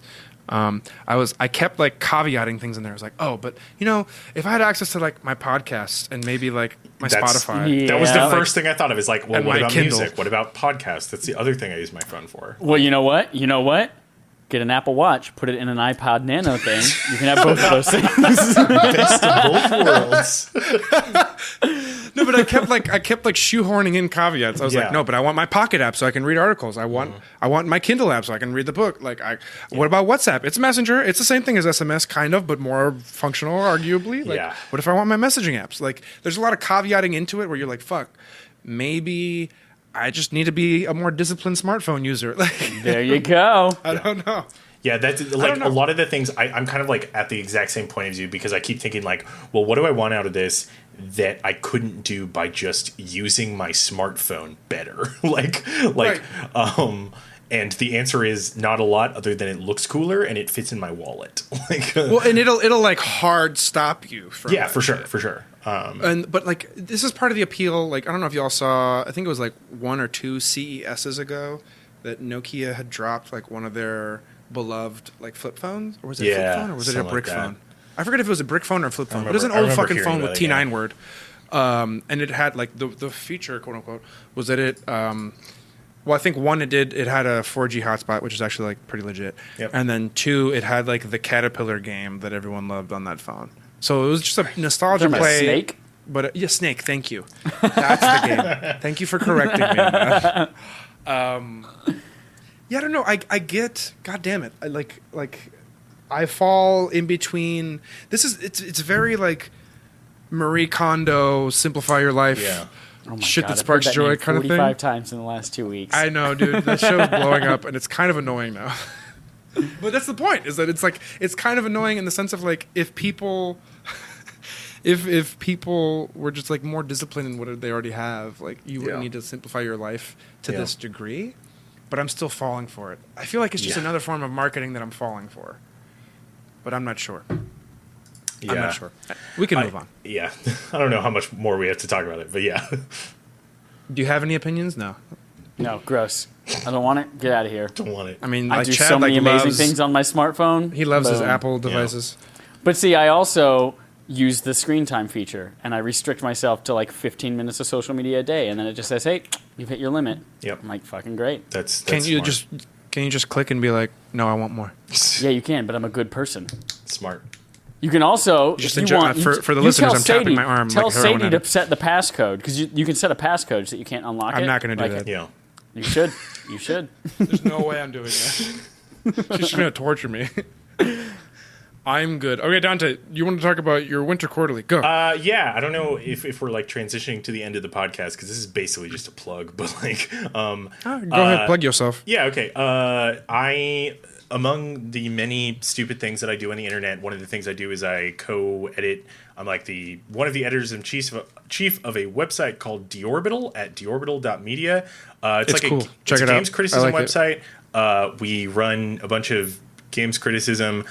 We recently switched over to a quarterly format, so we did like a fall quarterly back in I think it was like late October, and then we just dropped our winter quarterly like 3 or 4 days ago. You can find them both at deorbital.media. Our whole fucking shtick over there is that we're just trying to like give generally like underrepresented writers, marginalized writers, fucking people who don't have a pathway into writing about games. We're going to give them money, and then they're going to write things. And that's kind of the shit. So we technically are running it off of a GoFundMe. And like, if you go to the website, you can throw money at that GoFundMe if you want, or you can just read the articles, because I think they're really good. We had this like unintentional thing this time around where we ran 5 articles, and we had 2 people from Brazil and 1 person from Mexico, which meant that we had to do a surprising amount of like editing people whose native languages weren't English, which was an interesting challenge. But they came out like really cool. We have a bunch of really interesting articles up, and yeah, a lot of stuff about just like game scenes that I personally as an American was not familiar with, like how gaming works in Brazil, which is just a thing that I didn't know, obviously. That's super interesting. Yeah. Which is really fascinating. And then we had one person who talked about this game called Heaven Will Be Mine in relationship to leftist organizing in Mexico, which was also really fascinating. So yeah, I'm just really proud of it. So I'm just here to say, fucking read it. We have a bunch of cool writers on there. It's cool. Throw money at us if you want, or just read the articles because they're good. That's Dante. my plug. Yeah. There are no ads on this site. Absolutely, Is it all through fucking GoFundMe? none. Yeah. Here's the thing about Deorbital is that we're not making any goddamn money off this site. We're not making any goddamn money. We're literally, the point of Deorbital is that people throw us money, and then like fucking 90% of that goes to writers, and then we usually commission an artist for each quarterly. As editors, we don't take that much money, and basically the point of it is just to have that site be up forever. And the backend's on Medium, so we don't have to do a bunch of fiddling on that end. I was about to ask about that. Yeah, the backend's on Medium, which is kind of interesting. It's kind of a pain in the butt in a lot of ways because being shackled to someone else's backend is just not very fun. If you want to do any sort of like, Jesus Christ, what a phrase. But you know, it's not as if we're doing any sort of like deep CSS theming or anything like that. So we've never had to worry about it too much. One of these days we might transition to something a little more amenable or like rent a server or some shit. But right now we're just like, well, we can count on Medium probably being around for a while. So we don't have to worry about like, we'll just, this will be a place where people can put their writing and it'll stay up for a long ass time. Like that's our entire goal with this is like, we're not making money. We're doing it for the fucking people. We're doing it for the community. For the fucking We're doing people. it for the fucking people out here just talking about video games. I read a lot of the Game of the Year things y'all did, but I haven't checked it out since. There's a lot of shit we also now. did the Game of the Year things, which I completely forgot about. We did that between... What's the Game of the Year? Yeah, so we did... It's just like everyone did their own Game of the Year thing. Between the That's Autumn great. Quarterly and the Winter one that we just did, we just decided, and this just like came out of our pockets because we didn't want to use the GoFundMe and money on it, but we just paid a small amount to some people to like write your Games of the Year and we'll host them and put them on the website. So we have 6 Game of the Year lists. Mine's on there. My other co-editor, Amar's stuff is on there. They did some really cool stuff for Games of the Year. And then we got 4 other writers. So yeah, it's a cool project. It's our ongoing fucking games crit product. And hopefully someone, like the idea for Deorbital is that someone will A, write a thing for us, B, get paid at a rate that's relatively competitive in the online writing scene, and then they can say, hey Polygon, hey Kotaku, hey whatever the fuck, I'm published. Now do you want to hire me to write about this thing? That's like the whole idea is like we're trying to be that spot. And I'm pretty proud of it. Obviously I'm here. You should be. That's awesome. So yeah, that's my plug / my thing that I wanted to talk about. We don't have to talk about that other thing. It's not really that exciting. And also I am drunk. I kind of no, we're talking about it. Oh, okay, fine. Because I will talk about it. I have no idea what this means. Wait. So have you played Yeek? Yeah, so it's called Yeek? Y2K. I reviewed that's how you it. pronounce it. I know. I've heard so much about this game, but looking at Yeek, I had no idea what the fuck it was. Buddies. See, okay, never mind. I heard someone talk about it as Yik on fucking YouTube. Oh no, because Yick. that's like what it's spelled like. It's Yiik. I reviewed this game for Paste. It's Yickety the yak. lowest reviewed game I've ever reviewed. I really? feel bad like dunking on it because like I don't like dunking on games, especially when they're by like small studios. But like this game is not good, man. It's really not good. That's so weird. I remember hearing so much good about it, like people Yeah. leading Okay, up to release, here's the but thing, then here's everything the about things it has that been are trash. absolutely good about it. The music is fucking banging. The music in that game That's all that is matters, really man. good. That's all that matters. I personally really like the look of it. I feel like it's kind of a little more divisive. But yeah, I thought the music's banging. The look is good. The writing, though, man, it's... Oh, really? Oh my god, it's not good. It's not good. It's a lot of like... Unforgivable. It's set in 1999, but that's not really reflected. There's a lot of characters who just kind of name drop things like, hey, I love games like Secret of Mana and Earthbound. And I'm like, yeah, I get it, because this game is really influenced by Earthbound. You don't need to tell me that.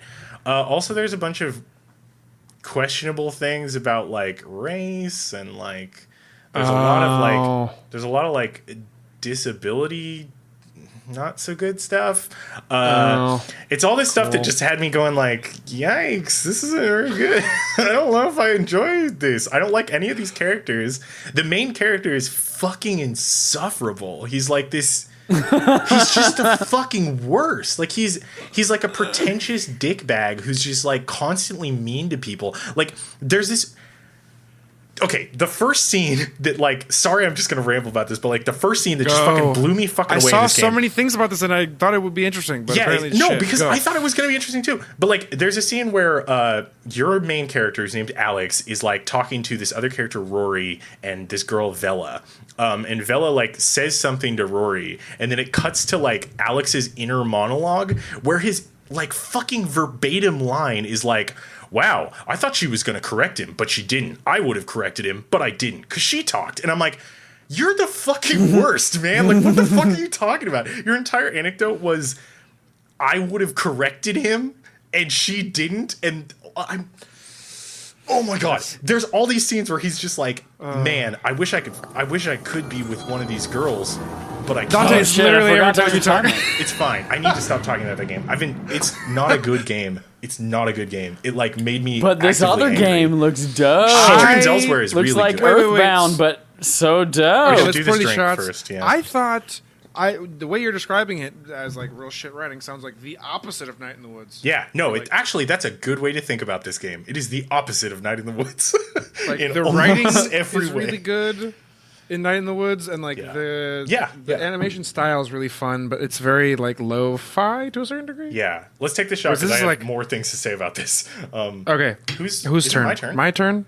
Yeah. Who You're just said gonna it? put it. You're gonna put it in your eye, I Chad. just put it right in my eye. Just right in your eye. No, Okay. who's Did I? doing Oh it? no, I went last time. So Oh, Chad, I'm you doing go. it. I know. I said it. I said 3 different numbers. No, I'm doing it. Oh, you said it in German. Okay, It's my Dante. turn. It's my turn. 3, 2, Prove it. 1.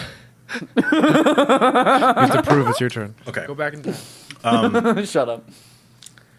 Yeah, I think a lot of the problems with this game come down to the writing. The other problems with Sorry, this this- game come this down to the combat tequila's system, which sucks ass and goes on It forever. has a combat. Yeah, I was about to say, why is there combat? Oh my god. Because it's an Earthbound like, that's why. Like that's literally why. It's not good. It's a bunch of Wait, repetitive wait. mini games. Yeah. Are we talking about Y2K still, or She Dreams Y2K, Elsewhere? Y2K. Y2K. Sorry. Okay, because She Dreams Elsewhere looks legit No, like okay. Earthbound. Y2K is they're both very like inspired by Earthbound, like modern set RPG thing. Like they're definitely both Yeah. in that zone. The difference is She Dreams Elsewhere has good writing and no white people. Wait, so, for those of you listening, what they are saying, they're talking fast because they're drunk. She Dreams yes. Elsewhere. yeah, it's a game by Was Was I saying it that fast? She Dreams sorry? Elsewhere. It's a game by a rookie studio She Dreams called Elsewhere? She Dreams Studio Zever. And by rookie, I mean I don't think I found anything else by them. But She Dreams Elsewhere it's a similar like you're a person in like the modern world. It looks like a Pokemon ROM hack. Yeah, it kind of does. You're a girl named Talia, and you live in an apartment building, and you go to a house party, and then you go to a weird dream world where you do combat with weird creatures. Unrealistic. Yeah, and like I love the character aesthetic though. yeah, but the thing about it is right? that like the writing is really clutch, and like if you've ever played a Persona game. The combat Yeah. feels more inspired by Persona than by Earthbound. It has a system of, at least in Persona 5, I haven't played other Personas, sorry, disclaimer, but like fucking where if you hit an opponent with like a thing that they're weak to, and if you do it twice in one round, then they'll be staggered and they won't attack, which is a very like Persona 5 thing. Yeah. And it steals that. It steals a couple other things from kind of that style of like, just good tactical fast RPG combat in a way that is the polar opposite of Y2K. That just Where did you play this? What system? Oh, there's a free demo. You can actually download it right now for anything. Or PC. Like Switch too? No, sorry. I mean, it's on PC. What I mean is anyone can For get it, anything. is what I meant. As long as it's only a PC. As long as it's a PC. Anything, As long as it's Windows. Anything that's a Windows PC, you can play it. Anything okay, as so- long as it's my PC that I developed the game on only. So this is did not Steam. distribute. Is it Steam only or is it elsewhere? It's on itch. I got it off itch. Okay. But it's itch.io, itch.io, correct? yeah. I forget Can we plug itch.io real quick? Yeah, itch.io. I've never heard of rules. this. Itch.io is like the online flea market of video games, and it's not a Fuck flea yeah, market, really like a interesting. night market is what it fucking is. It's like it's just a bunch of like indie developer shit. If you've ever used Bandcamp for music, it's actually a lot like that. Yeah. Like, that's a good. That's actually a really good analogy. Yeah, it's a very good way to think about it. Itch.io fucking rules. It's great. But yeah, so there's a demo you can download for She Dreams Elsewhere. It's very good. I liked it a lot. The characters are endearing and fun, and I like talking to them, which is a thing that didn't happen in Y2K at all. So Yeah. Y2K seems like something where like I looked at it on the Switch, the trailer video and whatnot. The aesthetic looked interesting. I thought it might have been interesting, and it seems like a huge fucking letdown. Yeah, unfortunately, I think it really is. And like I just feel bad because I know that was a small team and they were definitely pouring their heart into it, but like it felt like it was just flawed from the start. Like it's just like this was not a good story, I think. This was not a good story to tell. This was not a good way to tell it. It might be that you're like me, that you put a lot of emphasis on story. Where like, for instance, like when I played Night in the Woods, I forget how I had it recommended to me. I think it was on this podcast where we were talking about games that were coming out on the Switch, and I played Night in the Woods, and because of the like character development and the dialogue and the story, I like fell in love with the characters, like in the game itself. Yeah. Whereas like I expected something similar of this. Yeah, I mean, I did too. Like, I went into Y2K very high on it. Like, I was like, I think this looks really cool, and I like the aesthetic, and I like the sound. But it just doesn't, it just never comes into place, or, like, never clicks into place. There's a lot of things in that game that feel like, oh, there's something here, but it's just failing to come through. Like, 7 hours into the game is the first time that a character says, hey, Alex, did you know you're white? And maybe that's why you've been getting away with this shit, like being a dickhead to everyone. And it's like the two black characters who like join your party. And I'm like, first of all, I guess thanks for saying this, because I've been saying that to myself for the past 7 hours. But also, it's 7 hours into the fucking game, man. Like the game's only like, I think they promised 30 hours of gameplay. And I'm like, no. Why? I'm not. Why did you even play 7? I'm not playing this game for 30 hours because I was playing it for a review. So I was trying to play as much as possible. I was fucking blasting through it. I think I got to like. You could have reviewed Resident Evil 2 and been done with it. I think I got to like 12 to 15 hours, and I was just like, I can't play this fucking game anymore. The art style looked promising too. Yeah, I like the art style. I think it looks really good. I think it looks really good. Check out the soundtrack. That's my positive view on this game. Check out the soundtrack because the soundtrack's dope. Like, but I think bringing up the Night in the Woods analogy, I think the story, and maybe it's just us, but I think the story and the dialogue are the things that really like draw people in to a game. Sure. Like the art style, while it's cute and charming in Night in the Woods, isn't necessarily groundbreaking in any way. It's just cute and charming. And like what's groundbreaking in Night in the Woods is the story. Yeah. And like the vibe, like the it feels mood. Good to be there, you know? Like and Y2K just did not feel that way, man. It sucks, man. I thought and I guess don't judge a book by its cover, but I thought just by looking at the art style it would have been. Yeah. Yeah, I felt the exact same way. Like I'd seen that game at cons and shit, and I hadn't played it at cons, but I had just like seen it. I'm like, oh, that looks cool. Not cool. Also, apparently, one of the characters is based on a real person who definitely actually died. So that feels really awkward. Whoa. It's kind of like, sounds like The Fault in Our Stars. Yeah, it's really, there's just like layers to how this game is weird. Anyway, that's my talk about those games. Play She Dreams Elsewhere. It's good. I think it's very promising. That's my actual take. On that note, I think we can transition into the suggested apps section. So I might only be available for a little longer, so I don't know how much more time we have. But okay, let's do this then. Let's get through this shit, son. Yeah, cool. Fucking talk about that golden thread, dude. That's right. Go. Okay, golden thread is an astrology app. It's the best astrology app, and it's very pretty. That's my entire argument. It also tells you. So, go on. Sorry. Also, wow, I called it an astrology app. It is not an astrology app. It's a tarot app. I'm an idiot. Okay. Okay, I was going to say, like... Tarot. Wait. It's a tarot app. Correct again.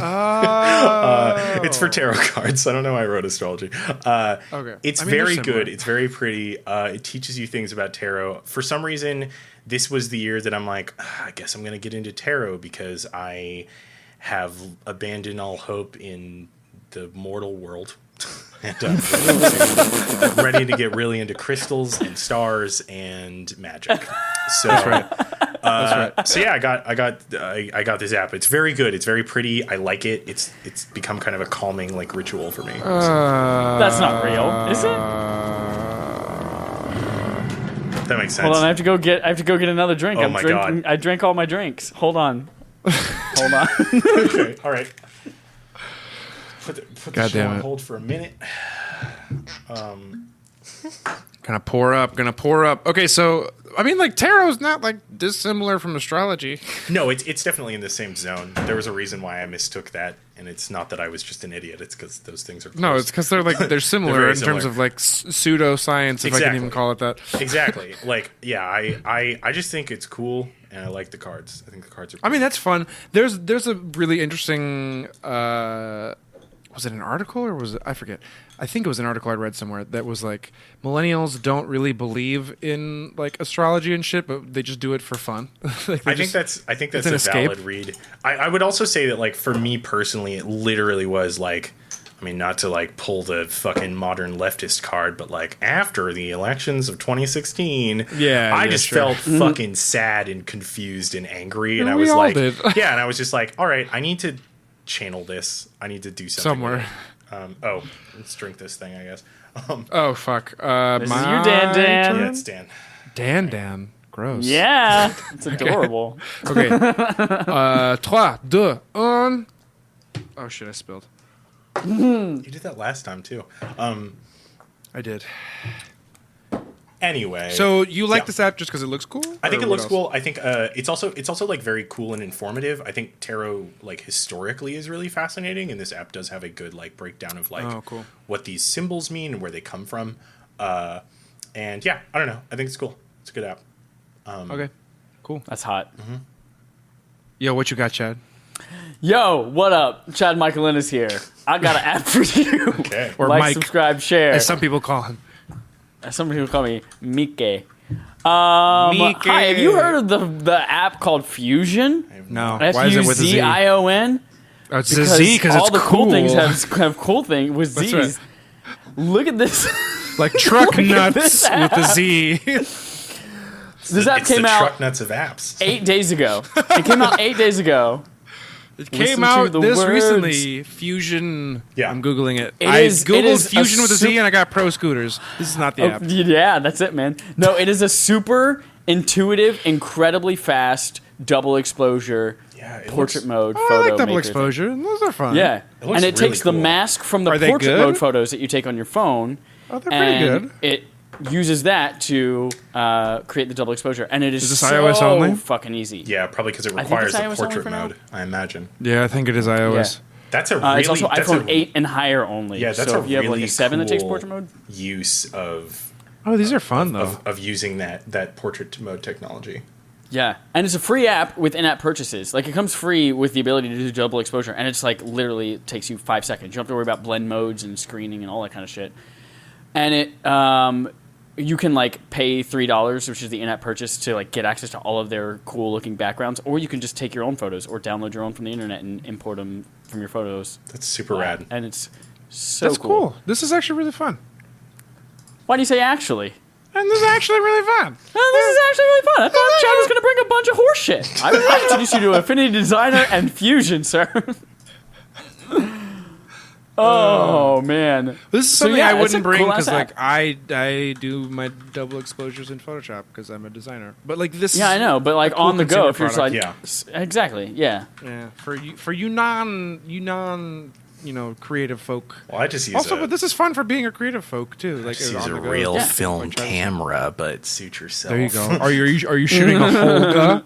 No, being all actually, I have retro? multiple film cameras. It's another. Are you actually shooting film? Oh, Yeah, I thought I you were just being pretentious.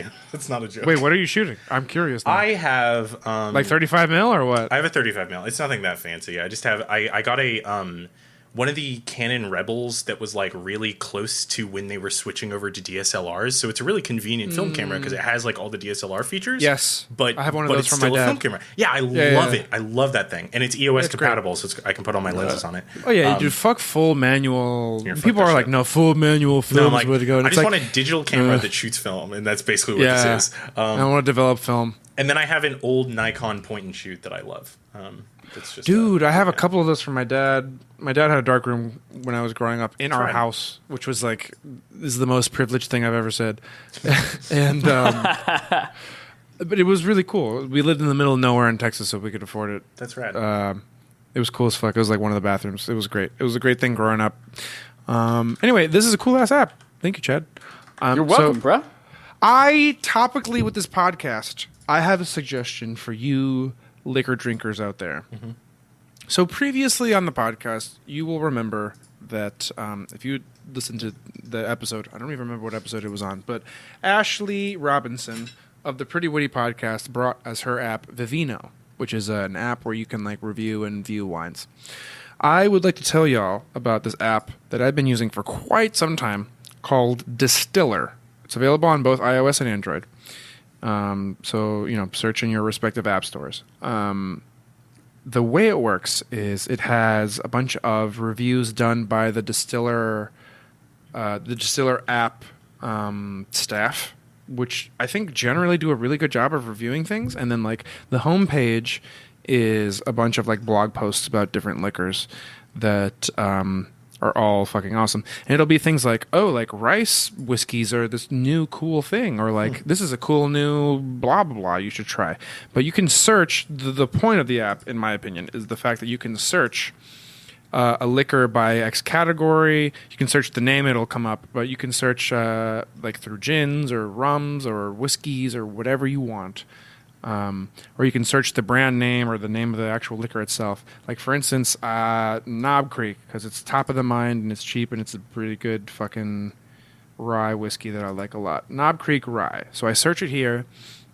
I get Knob Creek Straight Rye. It gives me the review done by the people who work at the app, which has a little like teardrop, a little drop icon next to it, and it has the app by the user, or the review by the users. And overall, I fucking love this app. It's a good way to navigate liquor if you're like me, lost in a liquor store, like wanting reviews and input on what to get. This is a great way to find reviews and input on what to get. So Dante, maybe you needed this while you were looking for something tonight. Like that fucking vodka you got. What's in it? Let's look at the vodka. Dante, what's the name of the vodka you got? Butterfly Swallowtail. Swallow. I remember that so quickly. That was good. So it's like a relatively new app, so sometimes certain things don't come up, like Swallowtail's not. I doubt it. This was very small press, so I doubt it really show up. But that's a cool concept, though. That's a very good idea. It's cool. And like if something, for instance, of like Swallowtail's not coming up, I saw a relatively new rum from Mexico that didn't come up, so you can submit it for review, and then they'll have their staff like review it, and then it'll open it so that people who are purchasing it can also submit their reviews. That's super cool. Overall, great app. Love it. If you're looking for liquor recommendations, I highly suggest the Distiller app. I genuinely read their like blog, quote unquote, posts that are on the homepage all the time because I'm a nerd for alcohol, as shown by this podcast. Mm-hmm. Yeah, cool. So I guess we're done with the podcast. I'm gonna have y'all plug your shit. Dante, plug your shit, even though you just did a while ago. But plug. I know I just plug did. it again. But you can.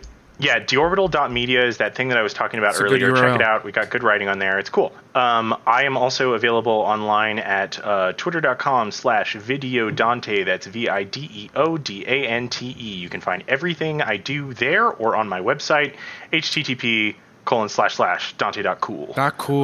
What a good one. Yep, that is my domain. What a good one. Cool. Yeah, I got a really good one. I got a dot. I I hope it's snag spelled that. KEWL, like my mom says. No, it's COOL. I'm sorry. It's the boring. I got a dot soy to be all like Latin and shit. Not as cool. Yeah, no, that's a good one. Yeah, so that's where my shit is. I also write for a lot of websites. Paste Magazine is where I usually write. Check that shit out. I'm on there all the fucking time. Cool. That's me. Woo! Yeah, dude, I've seen your shit everywhere. Chad, where can people find you? Yo, what up? What up? My name is Chad. I'm on Respawn Aim. Why'd you Fire. laugh? Keep going. You had it go. You were good. I'm drunk. I'm drink Respawn drunk. Aim Respawn Aim Fire. It's a kick-ass, irreverent gaming podcast. There you go. And if you've ever wondered what a pooping mechanic in Red Dead might be, or a telltale game about Bill Cosby's life, it's a great podcast to check out and just giggle a lot. On that note, you know where to find us. You listen to the podcast. Anyway, thanks for listening. Peace. Goodbye. Sedatives like every veteran. Bye. Never Okay. remembering. Boom. Every degenerate. Instead of forgetting and letting them live the setting like sediment. I'm that part. Mix it up with Six Sky, Rage Against Machine, Bitter J Rock, K-Dot. Switch it up, gangsta. Getting on my stage props. Dilla with the beats and catch me singing like I'm. As always, thanks for tuning in to this episode of Tequila. Mama call me Yeshua. Running out of time with the Harry Potter headscarf. I ain't got a desk job.